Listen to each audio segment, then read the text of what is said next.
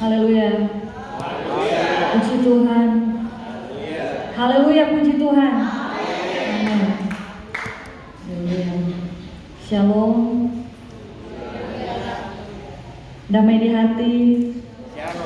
Puji Tuhan. Saya tadi mendengar ada balasan damai di hati. Puji Tuhan. Memang kami dalam pelayanan oikumene. Jadi sudah ada 20 organisasi gereja di dalam persekutuan yang Tuhan percayakan bagi kami. PTF Ministry. Puji Tuhan, Bapak Ibu, sudah diperkenalkan, nama saya Deine Turangan dari Lamuan, dan kesempatan ini kita akan segera masuk dalam pemberitaan firman Tuhan yang saya ambil dalam 2 Timotius 1 ayat 7 sebagai ayat pertama kita untuk kita akan merenungkan bersama-sama kebenaran firman Tuhan.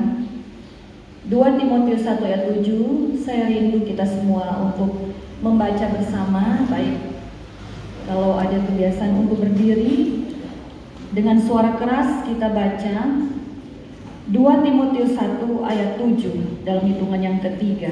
Sudah dapat? Amin.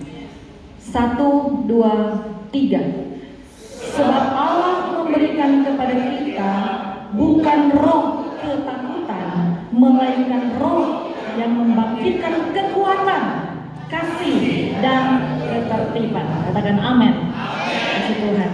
Saudari dalam Tuhan Yesus Kristus, tadi saya katakan ayat utama kita untuk kita masuk dalam renungan firman Tuhan. Saya akan membawa kita kepada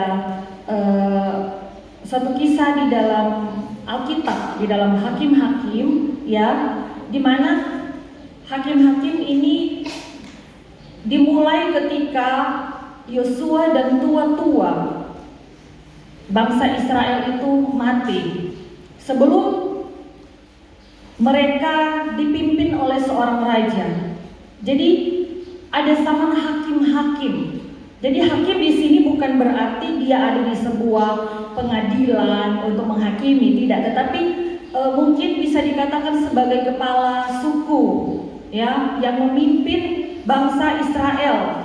Nah, ketika bangsa Israel itu masuk ke tanah perjanjian dibawa oleh Yosua, mereka begitu setia beribadah kepada Allah Israel, ya, kepada Tuhan. Tetapi setelah Yosua mati bersama dengan tua-tua seangkatannya, Israel kemudian melakukan apa yang jahat di mata Tuhan. Ya, mereka beribadah kepada Allah-Allah bangsa lain. Dalam hal ini bangsa Kanaan. Karena apa, saudara? Ketika mereka masuk di tanah Kanaan, mereka tidak menumpas habis orang-orang Kanaan. Masih ada tersisa. Nah, pergaulan ini yang kemudian mendominasi kehidupan dari bangsa Israel, ya. Mereka mengadopsi cara-cara bangsa Kanaan yang menyembah dewa dengan mempersembahkan anak mereka. Saudari dalam Tuhan Yesus Kristus, kemudian apa? Jahatnya, besarnya dosa umat Tuhan ini di hadapan Tuhan membuat Tuhan murka dan menyerahkan mereka ke tangan bangsa-bangsa lain untuk dijajah, ya. Nah, saudara, maka kemudian mereka bertobat, mereka berseru kepada nama Tuhan. Tuhan, ingat lagi perjanjian kepada orang Israel, kepada bangsa Israel. Dan saat itu Tuhan mengangkat hakim-hakim untuk memimpin mereka yang akan nanti berperang untuk menyelamatkan bangsa Israel. Nah, saudara, kita bisa mengenal bahwa ada nama-nama hakim-hakim seperti Otniel, Ehud, Deborah, ya, Gideon, Yefta, Simson. Nah, kita akan belajar satu tokoh ini yang bernama Gideon. Kalau kita baca Di dalam Hakim-Hakim 1-2 itu dijelaskan di sana bahwa kebobrokan mental dan moral dari bangsa Israel itu sudah keterlaluan sekali. Mereka bahkan bermain-main dengan kehidupan mereka. Sebentar mereka berseru kepada Tuhan, sebentar mereka diampuni. Begitu hakim yang memimpin mereka itu meninggal atau sudah tidak ada lagi, mereka berbuat jahat lagi. Jadi siklus ini terus berulang-ulang. Nah, saudara, ketika Gideon menjadi hakim, saat itu bangsa Israel sedang ditindas oleh bangsa Midian. Ya, jadi berganti-ganti bangsa yang menindas bangsa Israel yang diluaskan Tuhan untuk sebenarnya untuk mendidik mereka. Ya, ketika itu kepemimpinan Gideon ada bangsa Midian yang menindas bangsa Israel. Kita akan melihat Hakim-Hakim 1, Hakim-Hakim 7 ayat 1 sampai 25. Kita tidak akan baca seluruh kitab ini. Dalam judul Gideon mengusir musuh, saya akan baca dengan cepat beberapa ayat. Kita fokus untuk mendengar dan melihat setiap ayat-ayat ini, saudara. Ayat 1, adapun Yerubbaal itulah Gideon bangun pagi-pagi dengan segala rakyat yang bersama-sama dengan dia, lalu mereka berkemah dekat mata air Harod. Perkemahan orang Midian itu ada di sebelah utaranya dekat bukit More di lembah. Berfirmanlah Tuhan kepada Gideon, terlalu banyak rakyat yang bersama-sama dengan engkau itu daripada yang kehendaki. Jadi Tuhan tidak menghendaki yang banyak, saudara, untuk menyerahkan orang Midian ke dalam tangan mereka. Jangan-jangan orang Israel memegah-megahkan diri terhadap aku sambil berkata, tanganku sendirilah yang menyelamatkan aku. Ya. Ayat 3, maka sekarang serukanlah kepada rakyat itu demikian, siapa yang takut dan gentar, biarlah ia pulang enyah dari pegunungan Gilead. Lalu pulanglah 22.000 orang dari rakyat itu dan tinggallah 10.000 orang. Ayat 4, tetapi Tuhan berfirman kepada Gideon, masih terlalu banyak rakyat, suruhlah mereka turun minum air, maka aku akan menyaring mereka bagimu di sana. Siapa yang kufirmankan kepadamu, inilah orang yang akan pergi bersama-sama dengan engkau, dialah yang akan pergi sama dengan engkau. Tetapi barang siapa yang kufirmankan kepadamu, inilah orang yang tidak akan pergi bersama-sama dengan engkau, dialah yang tidak akan pergi. Lalu Gideon menyuruh rakyat itu turun minum air, dan berfirmanlah Tuhan kepadanya, barang siapa yang menghirup air dengan lidahnya seperti anjing menjilat, haruslah kau kumpulkan tersendiri, demikian juga semua orang yang berlutut untuk minum. Ayat 6, lalu jumlah orang yang menghirup dan dengan membawa tangannya ke mulutnya ada 300 orang, tetapi yang lain dari rakyat itu semuanya berlutut minum air. Ayat 7, lalu berfirmanlah Tuhan kepada Gideon, dengan ke-300 orang yang menghirup itu akan kuselamatkan kamu. Aku akan menyerahkan orang Midian ke dalam tanganmu, tetapi yang lain dari rakyat itu semuanya boleh pergi masing-masing ke tempat kediamannya. Ini kita bisa melihat, saudara, ternyata ya ada 32 orang rakyat ya, yang kalau kita melihat di dalam Hakim-Hakim ini, tentara Midian ada 135 orang. Terlalu jauh perbandingan ya, kekuatan. Tetapi kenapa Tuhan harus masih menuntut Gideon untuk mengurangi jumlah pasukannya? Ya. Yang tadinya tidak sebanding itu malah akhirnya semakin tidak sebanding, karena yang tersisa itu ada 300 orang saja.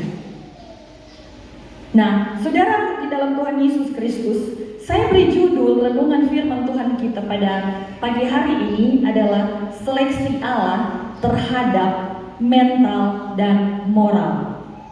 Sekali lagi, seleksi Allah terhadap mental dan moral. Kita akan masuk pada bagian pertama, Hakim-Hakim 7, sebagaimana kita baca tadi ayat 3, maka sekarang serukanlah kepada rakyat itu demikian, siapa yang takut dan gentar. Ini kita masuk pada bagian yang pertama, bagian daripada mental yang harus diseleksi. Ya, ketakutan itu bicara mental kita.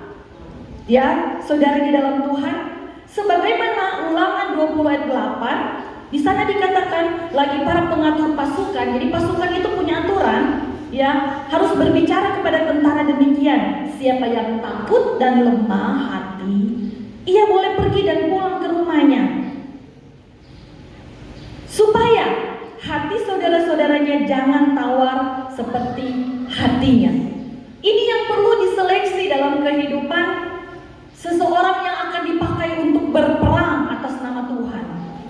Pilihannya Tuhan bagaimana sih? Ya, ternyata yang takut, yang getar itu suruh pulang saja. Karena takutnya mereka akan mempengaruhi yang lain. Akhirnya sama-sama jadi takut. Ya, seperti hal ini kita sudah baca dalam Ulangan tadi. Ketakutan emosional ini merugikan karena sifatnya mempengaruhi, karena sifatnya itu menular. Roh ketakutan itu roh yang menular. Jadi hati-hati saudara kalau berkawan dengan orang yang penakut. Bisa-bisa kita ketularan ketakutannya, ya. Saudara di dalam Tuhan, apakah kita tidak boleh takut? Pertanyaan. Kan manusia. Nah, Gideon, karena kita sedang bicara Gideon, dia adalah seorang hakim yang dipanggil, saudara, kalau kita lihat pasal sebelumnya, ia sedang bersembunyi karena takut. Ya, karena apa? Setiap musim orang-orang Midian ini, bangsa Midian ini, musim panen itu dorang tahu. Dorang akan datang ke tempatnya bangsa Israel untuk dorang rampasi hasil panen, segala kepemilikan, ternak juga termasuk. Nah, di tengah suasana ketakutan yang mencekam, Gideon secara bersembunyi-sembunyi mengirik gandum. Dia lagi panen gandum. Hakim-hakim 6. Kita mundur satu pasal, tapi kita lihat ayat 11. Kemudian datanglah malaikat Tuhan dan duduk di bawah pohon tarbantin di Ofra, kepunyaan Yoas, orang Abiezer itu. Sedang Gideon, anaknya, mengirik gandum dalam tempat pemerasan anggur agar tersembunyi bagi orang Midian. Ya. Ayat 12, malaikat Tuhan menampakkan diri kepadanya dan berfirman kepadanya, Tuhan menyertai engkau.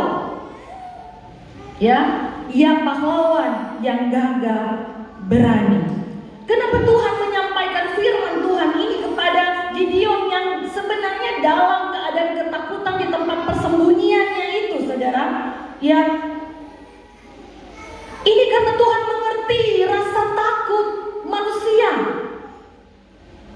Dia begitu mengerti, memaklumi reaksi Allah manusia merespon keadaan yang penuh dengan ketakutan yang mencekam itu.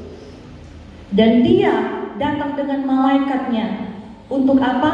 Menguatkan mental Gideon. Haleluya, saudara. Yang ada dalam ketakutan saat ini, saudara, rasa takutmu Tuhan maklumi.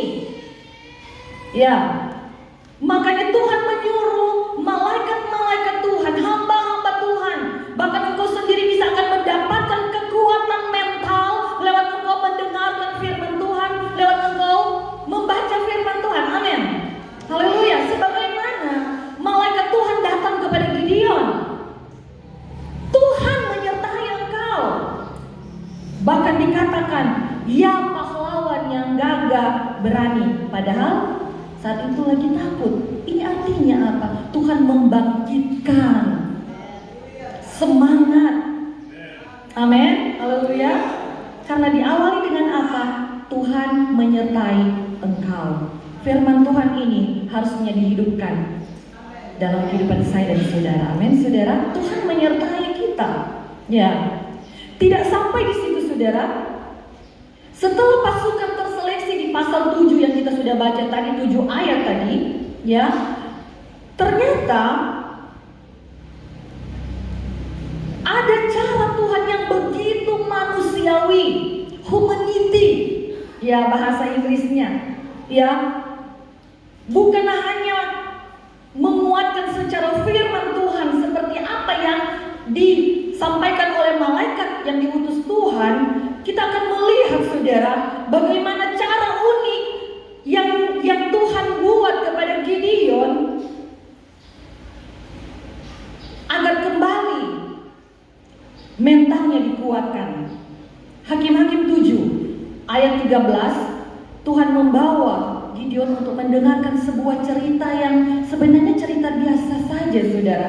Tapi perhatikan ini ayat 13, ketika Gideon sampai ke situ, Tuhan pertama ayat sebelumnya Tuhan suruh untuk datang ke perkemahan orang Midian. Nah, ketika Gideon sampai di situ, kebetulan ada seorang menceritakan mimpinya kepada temannya, katanya,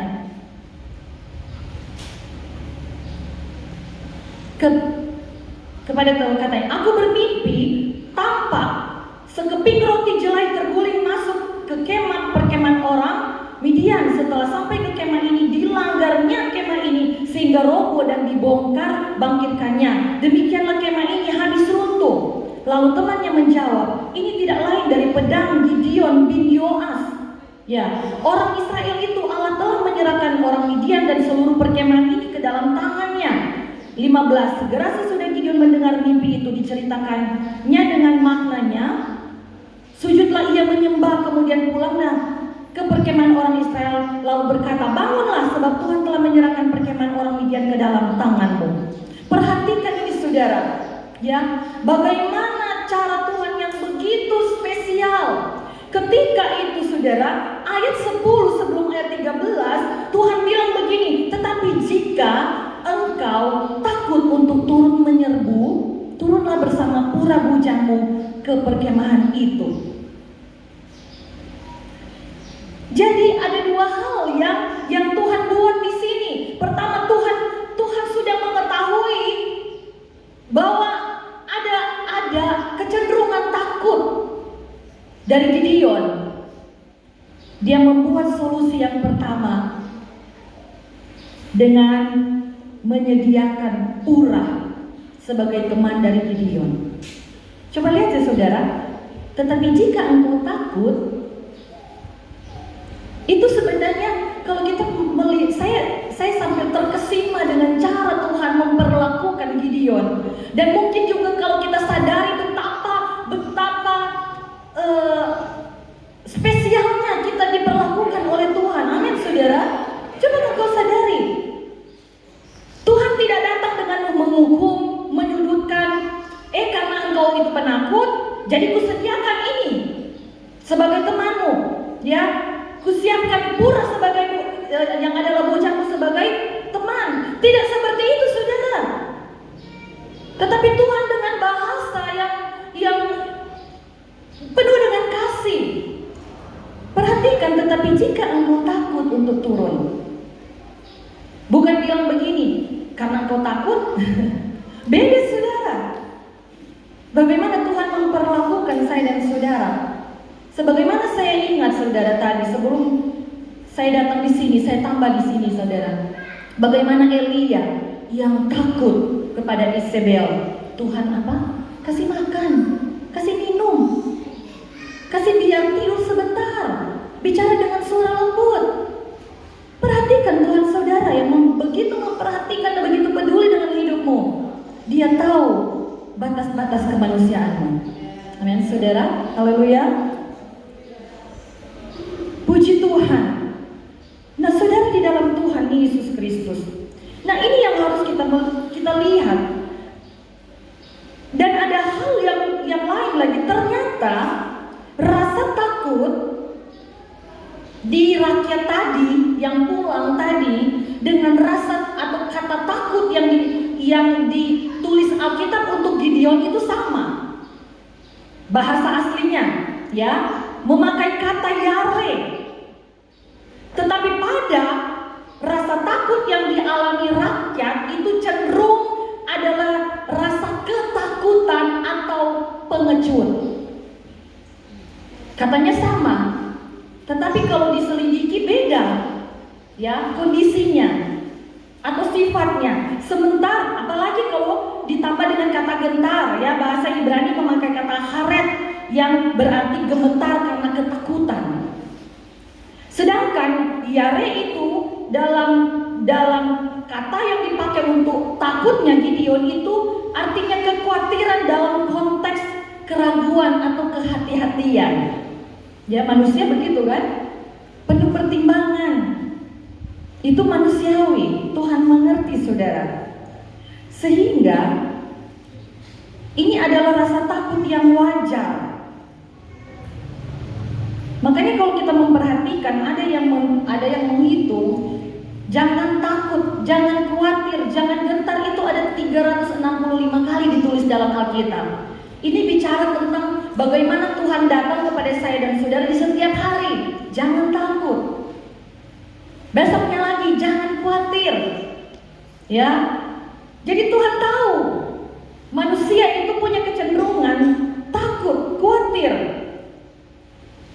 Tuhan begitu memahami rasa takut manusia dan menghadirkan firman-Nya setiap hari. Jangan takut. Amin. Haleluya. Nah, salah satunya kita perhatikan Ulangan 20 ayat 3. Dengan berkata kepada mereka, dengarlah hai orang Israel, kamu sekarang menghadapi pertempuran melawan musuh. Pertempuran apa yang ada di hadapanmu? Pertempuran apa yang engkau sedang hadapi? Musuh apa yang sedang menyerang engkau? Ya, jangan lemah hatimu, kata firman Tuhan. Janganlah takut, janganlah gentar, dan janganlah gemetar karena mereka.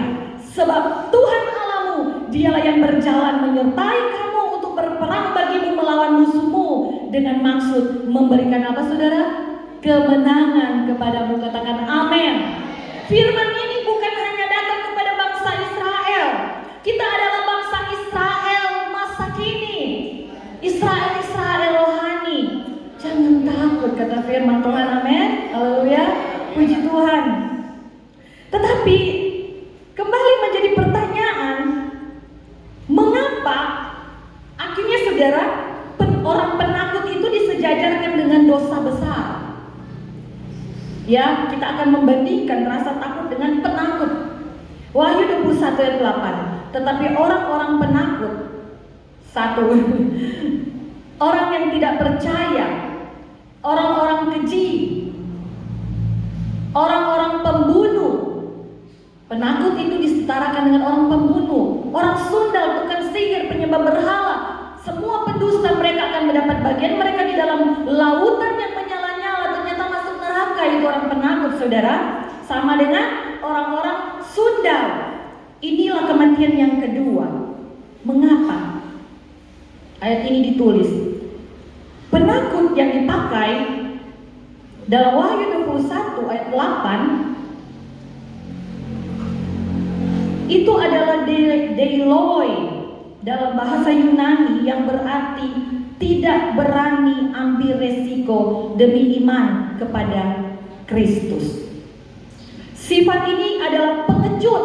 Ternyata sama seperti orang-orang Israel yang pulang tadi, 22.000 orang itu pengecut, tidak mau ambil resiko dalam tugas pelayanan. Berperang itu kan tugas mereka saudara. Ya, saya dan saudara juga dalam pelayanan itu berperang kita untuk memenangkan jiwa, untuk melayani Tuhan. Saya harus berperang juga saudara, karena saya kalau di tempat tidur yang baru itu susah tidur, walaupun di hotel yang mewah. Itu harga yang harus saya bayar, tapi saya mengucap syukur pada Tuhan. Saya tidak mau jadi orang pengecut saudara. Amin saudara. Haleluya. Kita jangan jadi penakut, kita harus ambil risiko demi iman kepada Kristus. Haleluya. Jangan menyerah pada rasa takut. Itu arti dari deiloi tadi, penakut. Jadi ada perbandingan ini, ya saudara. Itu sebabnya di 1 Petrus 3 ayat 14, 1 Petrus 3:14 bilang begini, tetapi sekalipun kamu harus menderita juga karena kebenaran, ternyata karena kebenaran ada penderitaan.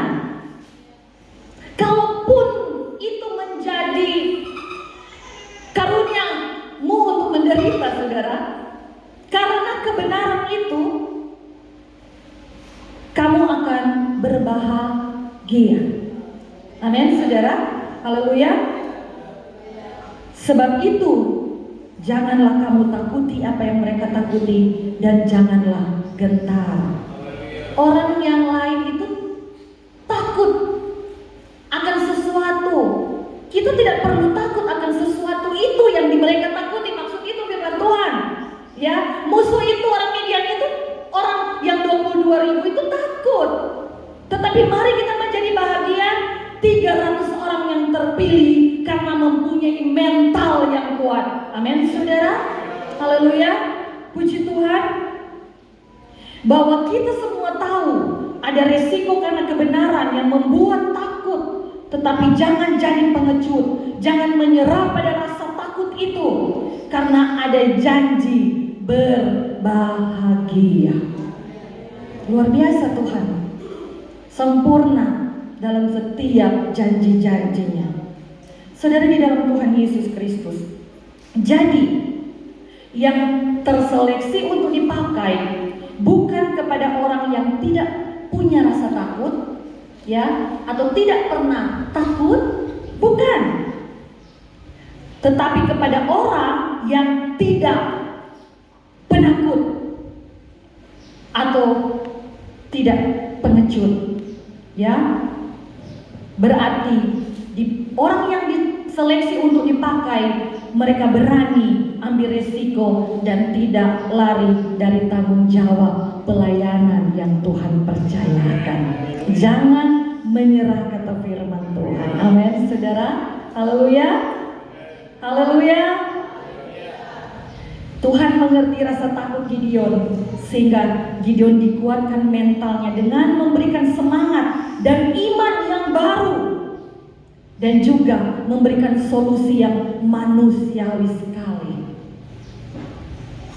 sebagaimana yang dibutuhkan oleh Gideon.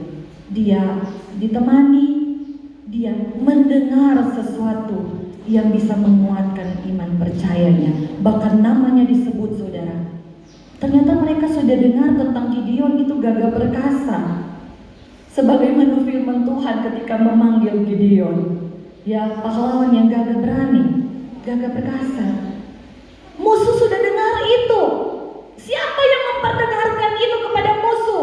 Saya percaya Tuhan yang membuat itu bagi mereka.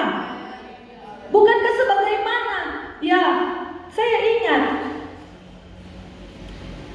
ada 2 orang pengintai, Yosua dan Kaleb, ya. Kalau saya tidak salah cerita itu. Ternyata orang Kanaan sudah dengar apa perbuatan dari Tuhan, bagaimana Israel mengalahkan musuh-musuhnya. Mereka ini sementara takut. Akhirnya mereka juga boleh melihat atau mendengar kesaksian itu, mereka diteguhkan. Kadang-kala kita tidak tahu, ya saudara, sesuatu di depan itu sudah Tuhan selesaikan, tinggal kita ambil langkah, tapi kita berhenti dan menyerah. Sayang sekali, saudara. Amin. Haleluya. Sekarang, saudara, siapa musuhmu di dunia ini? Sakitkah itu? Penyakitkah? Sakit perasaan, sakit hati karena orang-orang tertentu, atau mungkin engkau menderita karena kebenaran, karena firman Tuhan, karena pelayanan. Ya, rasa takut itu wajar, rasa takut itu normal. Tetapi jangan memiliki mental penakut dan mental pengecut. Hadapi dan bertanggung jawab supaya kita tersaring, terseleksi menjadi bahagian kemenangan. Dari kemenangan satu datang kepada kemenangan yang lainnya, karena Tuhan beserta. Amin. Haleluya. Tadi kita lihat ada solusi bagi Gideon, sebagaimana juga Musa, ya, yang takut bicara. Ada Harun, ya. Saya percaya bagi saya dan saudara akan ada malaikat-malaikat yang Tuhan siapkan. Ada orang-orang tertentu yang Tuhan siapkan untuk menjadi teman kita, untuk kemudian kita diteguhkan, untuk kemudian menguatkan iman. Dan tentu ada kebahagiaan yang Tuhan siapkan bagi saya dan saudara. Itu bagian tentang seleksi mental. Kita bagian kedua, masuk bagian kedua, seleksi moral. Ya, Hakim-Hakim 7 ayat 7 tadi kita sudah baca. Di sana dikatakan dengan 300 orang yang menghirup itu akan kuselamatkan kamu. Jadi kalau kita baca 5, 6, 7 itu kayaknya agak membingungkan ya saudara. Tapi saya kemudian melihat di dalam terjemahan lama, di sana dibilang yang telah menghirup dari tangannya. Jadi yang terseleksi yang punya moral atau punya etika. Amin saudara. Nyandak minum langsung berlutut, langsung jilat, langsung minum, tidak. Tetapi yang berteguh, yang ambil air dengan tangan kemudian dibawa ke mulut, itu yang terpilih. Yang punya sopan santun saudara. Amin. Haleluya. Penting bagi saya dan saudara untuk bukan hanya saja punya mental yang baik, mental yang kuat, tetapi juga harus punya moral yang baik. Amin. Ini bagi Tuhan sangat penting saudara. Buktinya yang lain tidak terpilih. Nah saudara, di dalam Tuhan, etika atau cara hidup dan tingkah laku atau kesopanan itu menjadi salah satu perhatian Tuhan kepada kita. Ini penting saudara, ya. Karena moral itu akan melekat kepada seseorang dalam berinteraksi dengan orang lain, bersosial dengan orang lain. Mari kita lihat 1 Tesalonika 4 ayat 11. 1 Tesalonika 4 ayat 11. Dan anggaplah sebagai suatu kehormatan untuk hidup tenang, untuk mengurus persoalan-persoalan sendiri dan bekerja dengan tangan seperti yang telah kami pesankan kepadamu. Ayat 12. Sehingga kamu hidup sebagai orang-orang yang sopan di mata orang luar. Ini ternyata penting untuk diajarkan di dalam gereja. Bukan hanya sopan di dalam gereja, bukan hanya teratur di dalam gereja, tetapi juga di luar sana. Karena itu akan menjadi apa saudara? Tadi suami bilang, sesuatu yang dibaca orang lain dari kita. Amin. Nah, saya kemudian saudara, dan tidak bergantung pada mereka, sopan di mata orang dan tidak bergantung kepada mereka. Ini di dalam terjemahan bahasa Inggris bilang that you may behave properly, artinya supaya kamu berkelakuan baik. Terjemahan firman Allah yang hidup bilang begini, akibatnya orang-orang yang bukan Kristen akan mempercayai dan menghormati saudara. Dan saudara tidak usah menggantungkan nafkah saudara kepada orang lain. Terjemahan sederhana Indonesia saya baca, kalau kalian semua hidup seperti itu dengan tidak perlu lagi bergantung kepada orang lain, maka, nanti baca ya saudara, terjemahan sederhana ini, setiap kalian akan membawa kesaksian yang baik kepada orang-orang yang belum mengenal Kristus. Dalam sekali kalau kita membaca dari terjemahan yang lain. Kenapa kita perlu membaca dari terjemahan yang lain saudara? Karena terjemahan baru itu, TB itu kadang-kala ada pengertian-pengertian yang kurang dalam. Makanya kita harus memperkaya dengan terjemahan yang lain. Ya saudara, karena keterbatasan bahasa. Karena orang juga yang buat Alkitab ini, yang catat, terjemahkan ke bahasa Indonesia.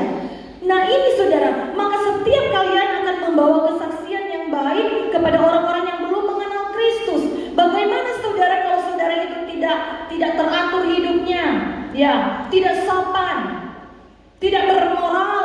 Bagaimana jadi kesaksian di luar sana saudara? Malah akan menjadi batu sandungan. Perhatikan juga saudara, jangan tergantung kepada orang lain. Itu bilang apa saudara? Jangan suka memanfaatkan orang lain. Jangan punya mental pengemis, peminta-minta. Mentalnya pengemis, mentalnya peminta-minta, akhirnya moralnya itu jadi moral yang tidak baik dilihat orang. Amin saudara.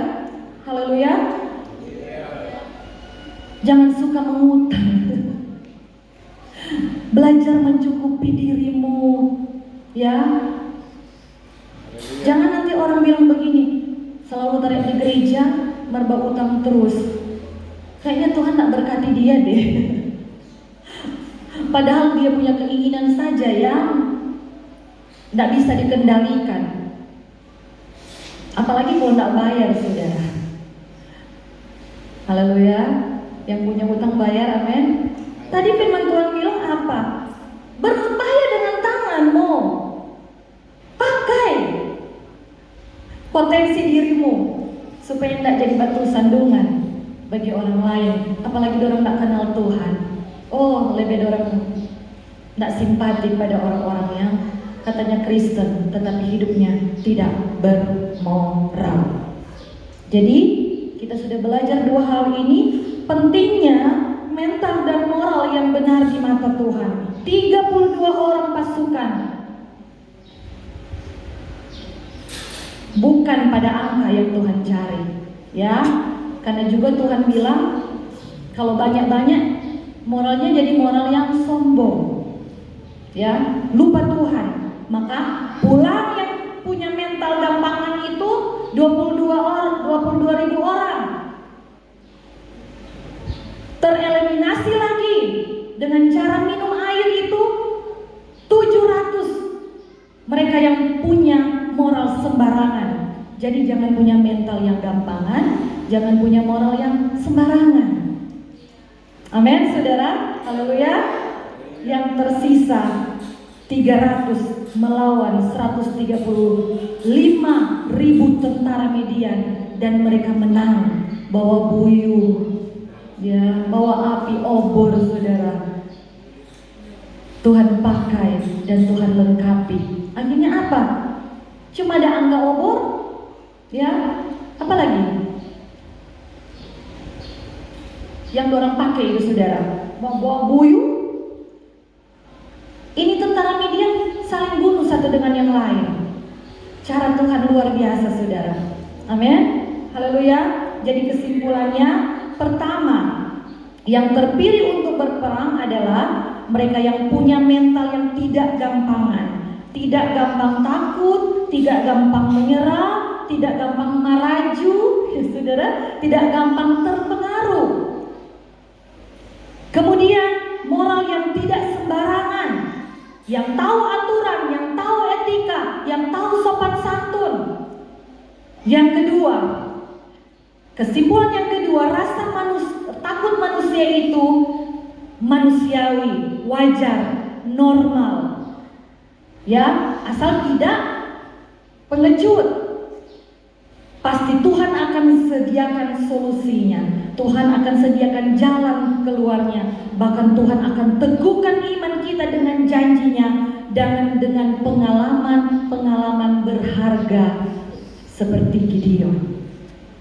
Pengalamannya sepertinya biasa, cuma dengar cerita, tetapi itu meneguhkan.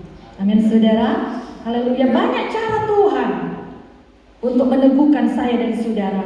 Saya kembali 2 Timotius 1 sebelum mengakhiri ayat 7. Sebab Allah memberikan kepada kita bukan roh ketakutan, ya, rasa takut wajar, rasa takut itu normal, tetapi bukan pengecut, melainkan roh yang membangkitkan kekuatan, roh yang tidak menyerang, kasih dan ketertiban. Ada ketertiban situ, tahu aturan, tertib, punya moral yang baik.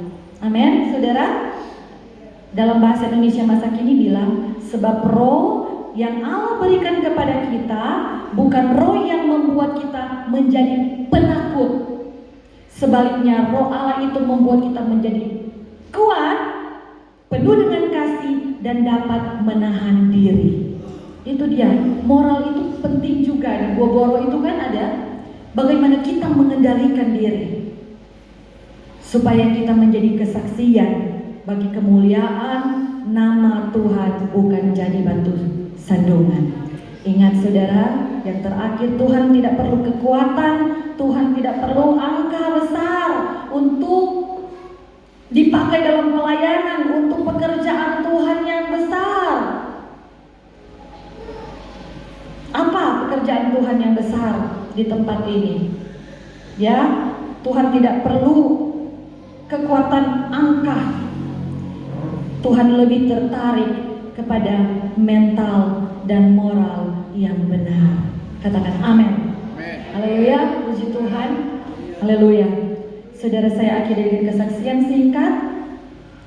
Sebelum saya mempersiapkan pelayanan ini, saudara, minggu ini ada 2 pelayanan. Pelayanan pertama di Rumah Sakit Jiwa di Ratu Busan, dan pelayanan yang ini sudah 2 tahun 5 bulan malah ya, Desember 2023. Saudara, saya sebenarnya hari-hari dalam aktivitas saya bergumul, saya tanya Tuhan, saya mau bicara apa. Saya ingat tentang Gideon, tentang kekuatan yang kecil, tetapi itu yang terpilih. Saya pikir iya, tidak pada angka. Saya kemudian menulis, karena saya suka menulis, makanya saya menulis ya khotbah ini. Di tengah saya menulis, Tuhan bawa di sini, di mental dan moral itu. Saya bilang, Tuhan terima kasih. 3 kali PTF mengadakan seminar. Pertama dengan Ibu Debbie Basir, kedua dengan Ibu Suset Head, dengan pendeta Esra Soru. Kemudian tentang karakter building.